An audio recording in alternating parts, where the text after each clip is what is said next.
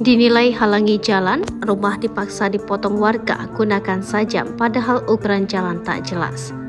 Nasib malang dialami seorang pemilik rumah di Magetan akibat ukuran jalan yang tak jelas. Dinilai menghalangi jalan, rumah tersebut sampai dibabat oleh sejumlah warga menggunakan parang dan celurit. Alhasil, rumah tersebut pun mengalami kerusakan di sejumlah bagian.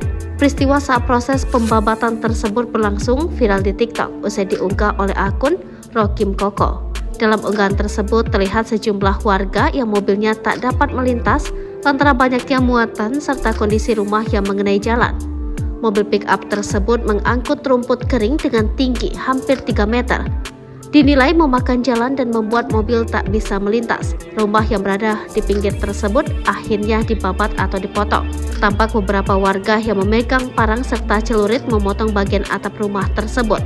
Jalannya ukurannya belum jelas tapi rumahnya sudah dibabat begini, ucap sang pemilik. Pemilik rumah pun tampak tak berdaya dan hanya bisa merekam peristiwa tersebut. Terus gak apa-apa. Iya, jalan gak sampai 4 meter tapi minta 4 meter kan lucu tambahnya lagi. Setelah membabat berapa bagian rumah yang mengenai jalan, mobil tersebut pun akhirnya bisa melintas.